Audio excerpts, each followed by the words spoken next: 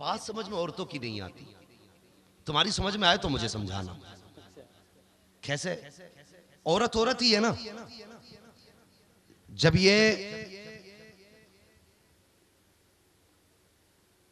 नंद थी तो इसे भाभी बुरी लगती थी, फिर जब ये भाभी बनी तो इसे नंद बुरी लगने लगी। ठीक है जी।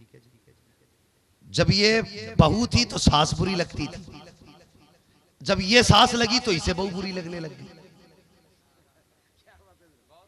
भाई जात एक ही है ना, जात तो एक ही है। जब नंद थी तो भाभी बुरी लगती थी, भाभी बनी खुद तो इसे नंदे बुरी लगने लगी। जब ये बहू थी तो सास बुरी लगती थी, अब जब खुद सास बन गई तो बहू बुरी लगने लगी। ये बता तू खराब है कि जमाना खराब है? तो भाई बेटी हो तुम किसी की, किसी के घर की बहू हो। अभी एक पोस्ट मैंने देखी, रोना आ गया। वो किसी के हाथ में ना हथकड़ी पड़ी थी और बच्ची को गोद में लेके प्यार कर रहा था। उस तस्वीर को देख के ना मैं बस रोने लगा, क्योंकि बेटियां कभी बाप से जुदा नहीं रह सकती और कोई बाप कभी बेटी से जुदा नहीं रह सकता। मैं सोचने लगा यार कौन सी मजबूरी रही होगी जिसने 3 साल की बेटी को इस बाप से जुदा किया, या इस बाप को 4 साल की बच्ची से जुदा किया। मैं नीचे पढ़ने लगा, जब पढ़ाना तो बड़ी तकलीफ हुई। सच्चाई ये थी कि दिल के पपोले जल उठे सीने के दाग से, इस घर को आग लग गई घर के चिराग से। ये सच्चाई थी उसकी। हुआ क्या था? हुआ बस ये था कि बहू कहती थी कि माँ बाप को छोड़ दो, वो लड़का कहता माँ बाप नहीं छोड़ूंगा। कई बार उसने ये अल्टीमेटम दिया, नहीं छोड़ोगे तो सोच लेना। इसी बात पे झगड़ा हो गया, बेटे ने माँ बाप नहीं छोड़े, बहू शोहर को छोड़ के चली गई। ठीक है, इतनी बात समझ गए ना। वो जब अपने मैके छोड़ के गई तो ससुराल वालों ने ना उससे कहा भी माँ बाप को छोड़ दे, वक्त है। उसने कहा यार माँ बाप नहीं छूटेंगे। उसने कहा नहीं छोड़ेगा, कहा नहीं। तो फिर लड़की वालों ने लड़के पे जहेज का झूठा मुकदमा किया। इससे बड़ी नामर्दानगी और कुछ नहीं हो सकती। हिजड़े हैं वो लोग जो बेकसूर दामादों को जहेज के इल्जाम में फंसाया करते, और कोई काम ना मिला था। खता इतनी थी कि जवान माँ बाप को ना छोड़ सका। वो बता, जब तेरी बेटी तुझे नहीं छोड़ रही है तो फिर ये बेटा अपने माँ बाप को कैसे छोड़ सकता?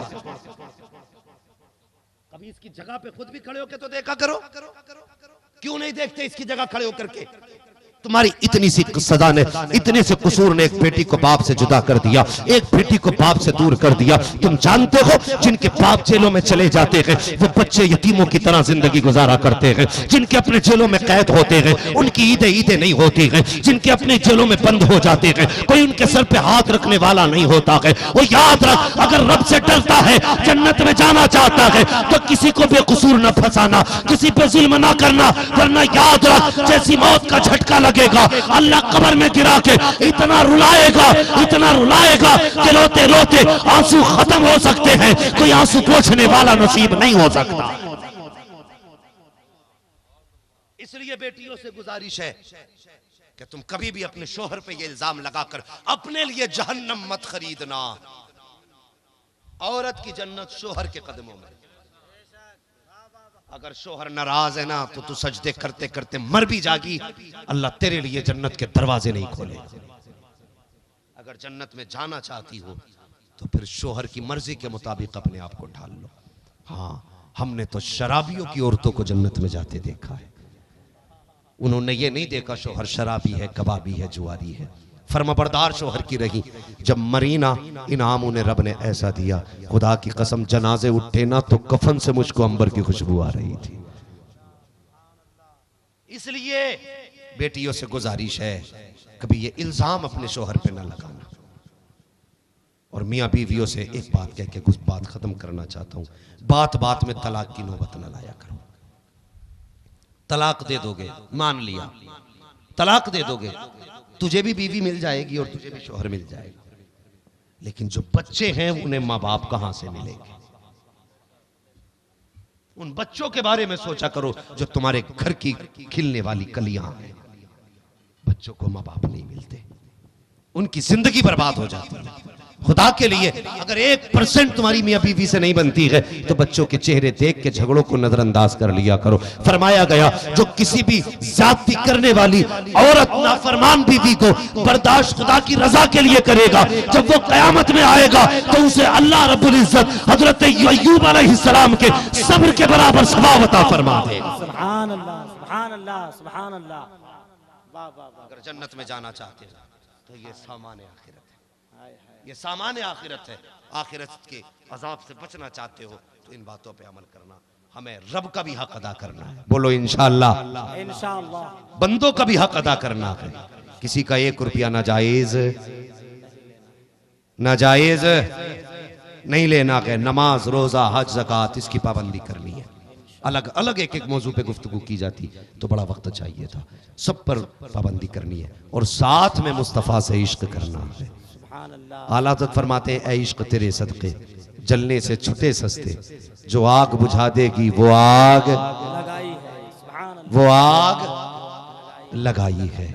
बस हुजूर से इश्क करो, हुजूर से प्यार करो। फरमाया गया, ऐ ईमान वालों अपने आप को और अपने घर वालों को दोज़ख की आग से बचाओ। हमारी सबकी जिम्मेदारी है। निकाह आसान करें, डिमांड खत्म करें, गरीबों को निभाना सीखें। तुम थोड़े जहेज में राजी हो जाओ, अल्लाह क़यामत में तुम्हारी थोड़ी नेकियों से राजी हो जाएगा। थोड़े पे राजी हो जाओ। तुम किसी गरीब को अपने घर में जगह दे दो, अल्लाह तुम्हें अपनी जन्नत में जगह दे देगा।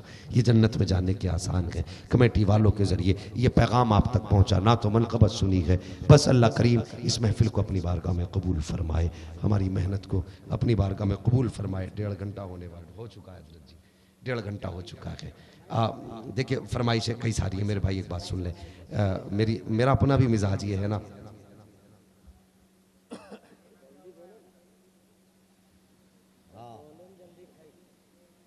आपकी घड़ी 5 मिनट पीछे चल रही है भाई, या फिर झूठ बोल रहे हैं।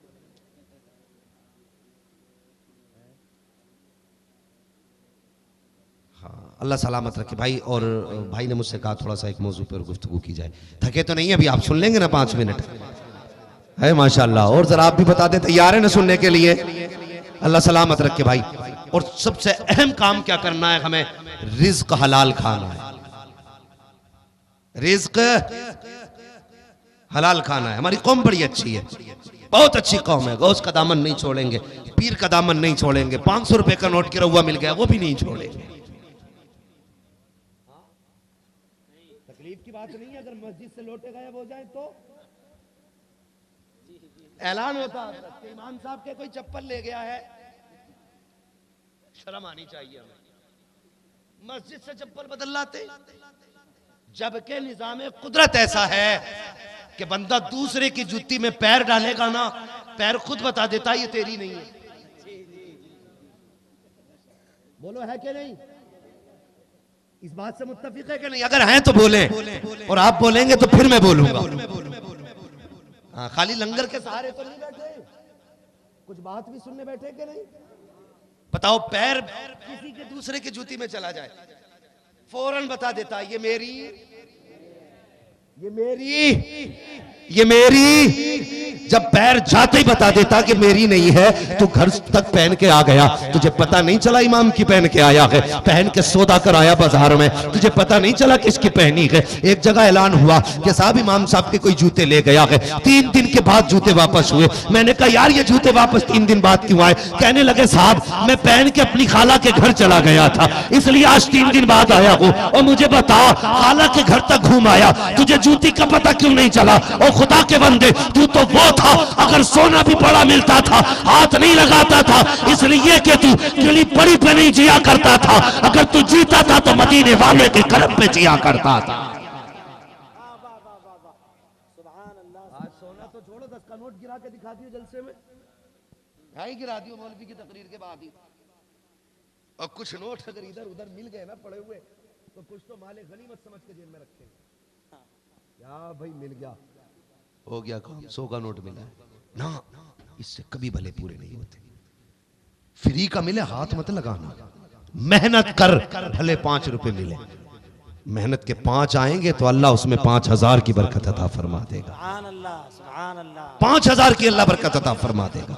अल्लाह माफ़ करे, हम लोगों के मामलात बड़े ख़राब होते जा रहे हैं। ज़रा सा देखा ना, मुझे कोठी बनानी है, मुझे बिल्डिंग बनानी है, तो सूद का कारोबार गर्म कर दिया, ब्याज चालू कर दिया। ओ हुजूर की उम्मत, ब्याज सूद ना लिया करो, इससे बचा करो। सूद का 1 रुपया, हम जानते हो 1 रुपया सूद का खाना इतना बड़ा गुनाह है जितना अपनी माँ से 70 मर्तबा मुकाला करने में गुनाह मिलता है। आज मुसलमान सबसे ज्यादा सूद और ब्याज ले रहा है, सूद ब्याज ले रहा है। हाँ, कभी हराम के लुकमे की तरफ मत जाना, हराम के लुकमे की तरफ मत जाना। हाँ, दुकानें जाके देखो, डर लगता है। दुकान पे लिख रहा हासा मिन फजले रब्बी, इतना बड़ा बोर्ड लगाया, नीचे लिख रहा हाजी साहब की कपड़े की दुकान, उसके नीचे लिख रहा है कि खरीदा हुआ माल वापस, खरीदा हुआ माल वापस। क्यों नहीं होगा भाई? इस्लाम खयार रुयत तो रखता है ना।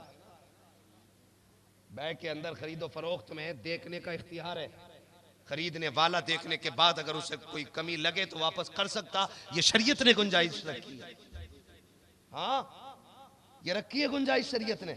और हाजी जी कह रहे हैं खरीदा हुआ माल वापस नहीं होगा। मैं बताऊं क्यों नहीं होगा? इसलिए नहीं कि तुमने थान से काट लिया, इसलिए नहीं होगा कि हाजी साहब की दुकान में 28,000 की लाइट लग रही है, 30,000 के पंखे लग रहे हैं, इतनी सारी चमकीनी लाइट है। अब लोकल कपड़ा भी 1 नंबर का करके बेच रहे हैं। जब तुम बाहर लेके जाओगे तो कपड़े की औकात पता चलेगी। जो कपड़ा 700 रुपए मीटर लाए हो वो 125 रुपए मीटर का नहीं है। मुंह पे मारने आएगा हाई जी के कि ये कपड़ा दिया है, वो कहते पहले पढ़ ले, बोर्ड लिख रहा है खरीदा हुआ माल वापस नहीं होगा, तुझे पहले खरीदना था। ओ भाई, ये लाइट लगा के किसी को अंधा करके ना बेचो, किसी को धोखा दे के ना बेचो, किसी की आंखों में धूल झोंक के ना बेच। अगर तू इससे 700 रुपए लेके भी चला गया, अल्लाह ऐसी बीमारी पैदा करेगा कि एक झटके में तेरे 70 लाख निकल के पार चले जाएंगे।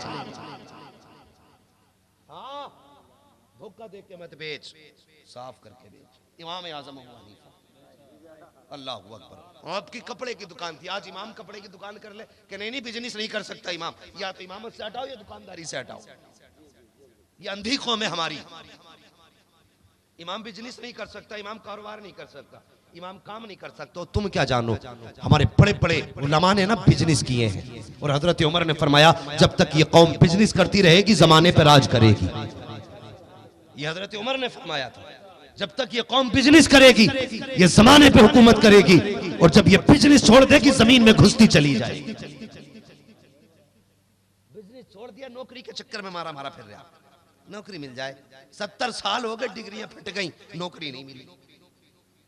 और बिजनेस कर, तू नौकरी करने नहीं हुकूमत करने आया, जूती उठाने नहीं, जूती उठवाने आया है। बिजनेस किया करो। बड़े बड़े उलमा ने बिजनेस किया है। इमाम आजम अबू हनीफा रज़ी अल्लाह तआला अन्हु, आपकी कपड़े की दुकान थी। एक दिन आप ना खिलाफे मामूल आप जल्दी से दुकान बंद करके जाने लगे। किसी ने कहा हज़रत इतनी सवेरा दुकान बंद करके जा रहे हो? आपने कहा हाँ, आज बादल का मौसम हो गया है, मेरी दुकान में अंधेरा हो गया है, इसलिए दुकान बंद कर रहा हूँ ताकि धोखे में कोई घटिया कपड़े को अच्छा समझ के न लेके चला जाए, सस्ते को महंगा समझ के न लेके चला जाए। इसलिए मैंने दुकान का शटर, अपनी दुकान का दरवाजा बंद किया है। अल्लाह अकबर। और यार वो इमाम आजम होकर के इसलिए दुकान जल्दी बंद कर रहे हैं ताकि किसी को धोखा न लग जाए। और तू हाजी होके धोखा दे रहा है, नमाजी होके धोखा दे रहा है, दाढ़ी रख के धोखा दे रहा है। बरकतें ऐसे नहीं होती है, बरकतें खुदा पे भरोसा कर, धोखा मत दे। 5 रुपए पे दुकानदारी कर, अल्लाह तेरे 5 में 5 लाख की बरकतें अता फरमा देगा। बिजनेस भी बिजनेस के तरीके से करोगे और सूद ब्याज नहीं करोगे, बोलो इंशाल्लाह नहीं करोगे ना। अगर कोई हाजी साहब की दुकान पे लिखा हो कि खरीदा हुआ माल वापस नहीं होगा तो समझ जाना मौलवी कह के गया था, काटा जाता या धूल झोंक के बेचा जाता आंखों में। समझ रहे? इसलिए सौदा करना मेरे हुजूर की सुन्नत है। कोई मुसलमान एक रेट की दुकान न रखे, सौदा करना मेरे हुजूर की सुन्नत है।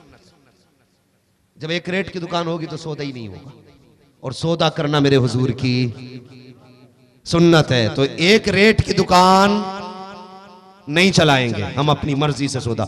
आपका 100 रुपए का कपड़ा, आपकी मर्जी, आपको भाई ये मैं कपड़ा आपको 300 में दूंगा, 3 लाख में दूंगा, वो आपकी मर्जी है ना। मगर कभी ये कह के मत बेचना कसम से 150 रुपए मीटर लाया हूं और तुम्हें 149 रुपए में दे रहा हूं। इतना लंबा झूठ मार देते। ये बताओ मत तुम लाए कितने का हो। दुकानदारी भी करो ना, शरीयत के उसूल से करो, शरीयत के मुताबिक। तुम अपने 100 रुपए की चीज 10 लाख की बेचो, इस्लाम मना नहीं करता, लेकिन झूठ बोल के नहीं।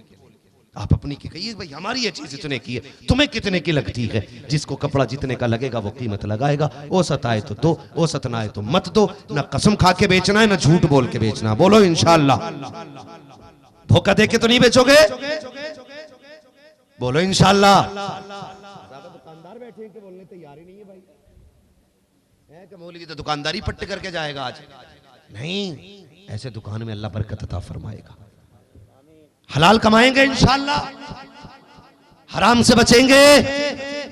जिन बच्चों को हलाल खिलाया जाता है वही बच्चे जलसों की सदारत किया करते हैं।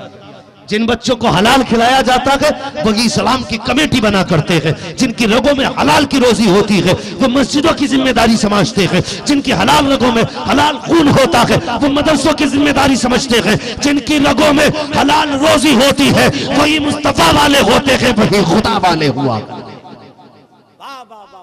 सुभान अल्लाह। खिलाएंगे बच्चों को हलाल रोजी इंशाअल्लाह। इंशाअल्लाह। हाँ, बच्चों हुए अगर तुम कमा फरमाए रब्बे कायनात। जिंदगी ने दिया साथ, फिर होगी मुलाकात। चमन रहा फूल खिलेंगे, जिंदगी रही फिर मिलेंगे। मुसाफिर है हम भी, मुसाफिर हो तुम भी, किसी मोड़ पर फिर मुलाकात होगी। फकीरान आए सदा कर चले, सदा खुश रहो ये दुआ कर चले। सारे लोग कलमा शरीफ पढ़ लीजिए। ला इलाहा इल्लल्लाह मुहम्मदुर रसूलुल्लाह अस्तगफिरुल्लाह रब्बी मिन कुल्ली ज़ंबिन व अतूबु इलैह। अस्सलामु अलैकुम व रहमतुल्लाहि व बरकातहू।